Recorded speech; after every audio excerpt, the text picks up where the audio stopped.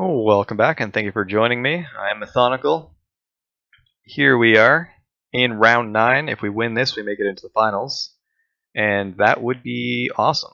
So, our opening hand is, in a vacuum, it's great, but we're against X202 or XT02 or X22, however you want to pronounce his name. I'm pretty sure he's on Tron, since he's kind of known for playing Tron. Unfortunately, I'm pretty sure I want to keep this hand. As long as he's not on Denovatron, the journeys can take out his creatures and he's not able to easily get them back. And this does have a lot of value with a bit of pressure. So we're going to go ahead and keep this hand. It's not, in my opinion, it's not reasonable to mulligan this hand since we don't have any sideboard cards to look for, even if we know he's on Tron. So we just kind of go ahead. We would have liked to play this in turn 1, although we had no opportunities to do so. So we just get our Prism online. We're going to start bouncing with Skyfisher. We're playing around Condescend here by playing the land first, but we're also going to be playing the 3-1 Spectre anyway. Our hand isn't looking fantastic for this matchup, but we basically want to start collecting as many burn spells as possible since Tron builds run Moment's Peace to stop us from beating down later on. So our main objective right now is to chip in for as much damage as possible with our creatures, save up burn spells, continue to bounce our Prism to get extra card draw. And we're just going to go on that plan for as long as we can. He is getting his Tron online very likely with the Forbidden Alchemy and Mystical Teachings. And we now know he has a Moment's Peace in the graveyard, so it's a little unfortunate. He does evoke a Mulldrifter, which means he definitely wants to play something here. So we just kind of go through the motions of redrawing as many cards as possible. We've got plenty of burn spells. We're going to keep hoarding onto those. Unfortunately, we've only got 10 damage worth of burn spells, and he's at 12. So, and now he's got his green online, so he's going to be able to start casting that Moment's Peace. Yeah, sucks a little bit, but we will play on. We're looking desperately for an extra burn spell. We didn't manage to find one there, but we did just Journey to Nowhere his Mnemonic Wall. We just want to be getting in for as much damage as possible and forcing him to cast his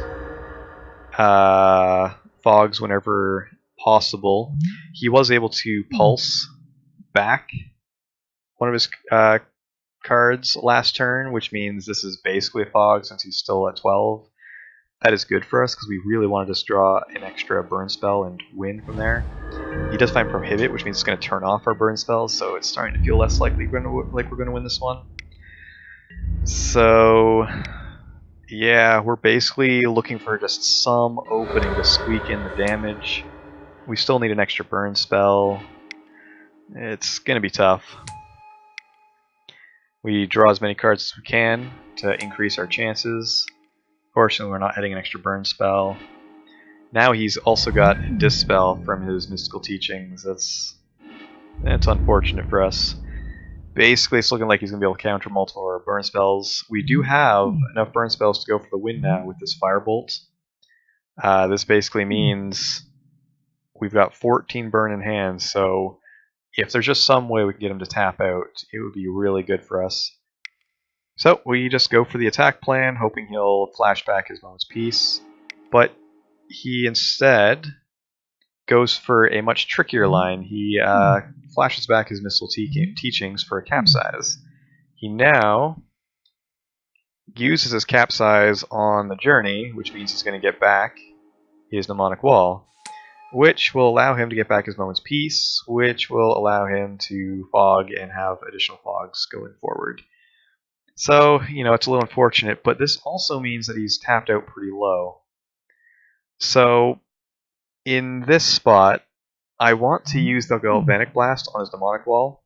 Since the pulse is in his graveyard, I want to put this in the graveyard too. I don't want to give him the opportunity to, continue bouncing the journey. That's a losing proposition for us. We don't want him to be looping this moment's piece if at all possible. So basically the play we're going to be going for is burning his face and hoping he uses the spell we know about to counter one of our lightning bolts to Galvanic Blast that. If that fails, our plan is to Firebolt, Flashback Firebolt to take out the Demonic Wall. Funny thing though, right here, I go ahead and I cast the Firebolt, but you'll notice he's F6'd. So I actually just fire off the next Firebolt, the Galvanic Blast at his face, and then I cast the Lightning Bolt, sorry, and then I finally cast the Firebolt, saving that one for last because it's Sorcery, but this time he's turned off his auto yields, but he's got the spell. So it's a little unfortunate, but this is why you do not F6 if you have counter magic. And I did take advantage of that fact. My initial plan was to kill the Demonic Wall just to prevent the loop, but fortune was on my side and it just so happened he'd F6'd. So that is how we snuck out game 1, and now we get to jump into game 2. Alright, let's pull up the sideboard.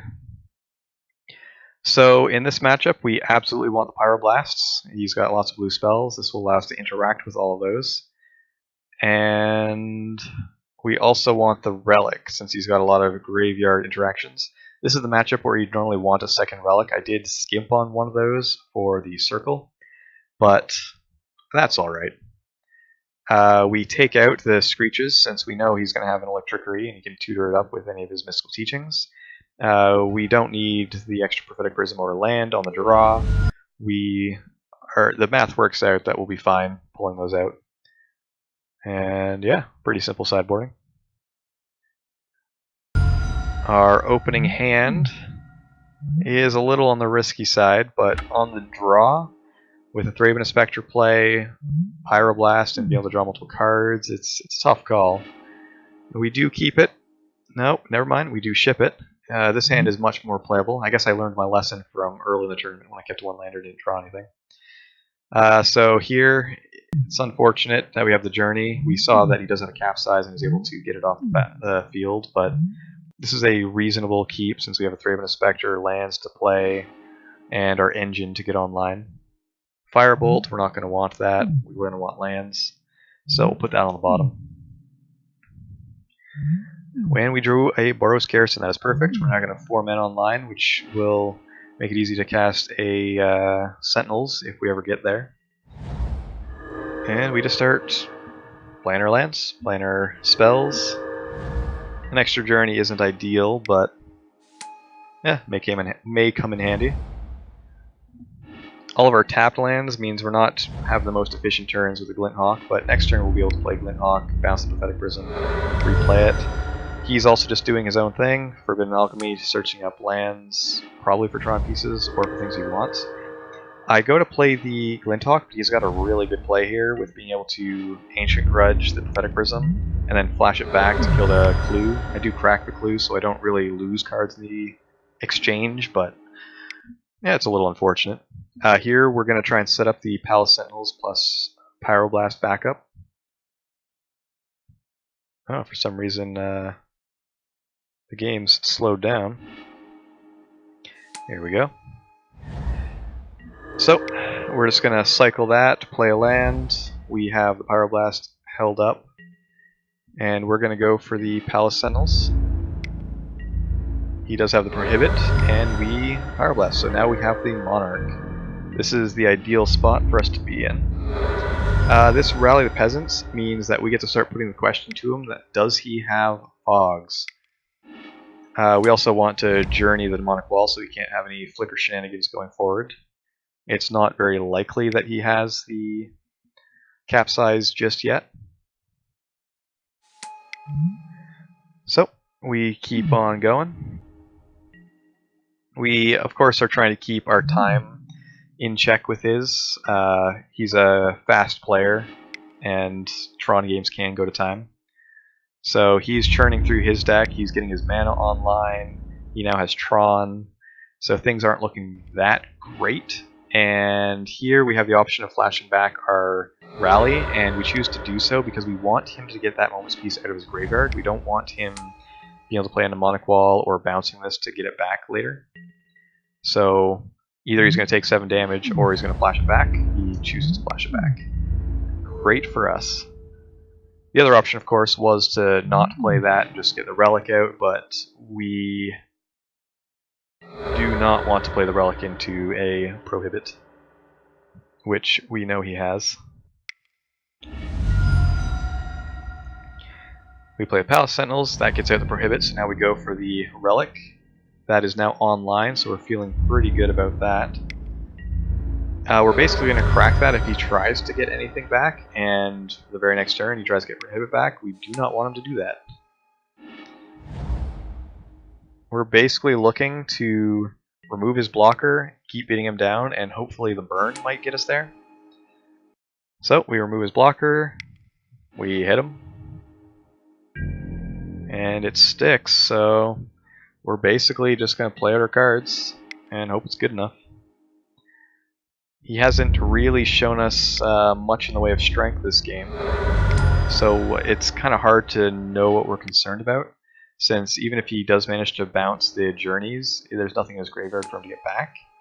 So even Dinrova Horrors aren't that scary, especially since we have the Vial to stop it from blocking.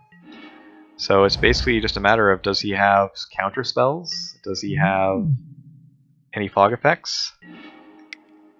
And since he hasn't been playing anything, I just kind of go for it. He does have a Dispel, but we have a second Blast, so play that one too. Oh, he's got another Dispel, that's fine. He's down to 1 card, and we've got Lethal on board, but we managed to top deck the Lightning Bolt, the Marquee, but we don't get to cast it because he concedes. He doesn't have a way of dealing with the board. This is the ideal way for us to play against Tron, just kind of get ahead and run him out of resources using the Monarch, countering and using the Relic at an opportune time. So we managed to make it into the finals. I suspect this would have gone to a game 3. Like, the first game was still pretty close. It likely would have gone for a lot longer if he hadn't F6'd. So, just a little bit of lucky. Yeah, see you in the finals.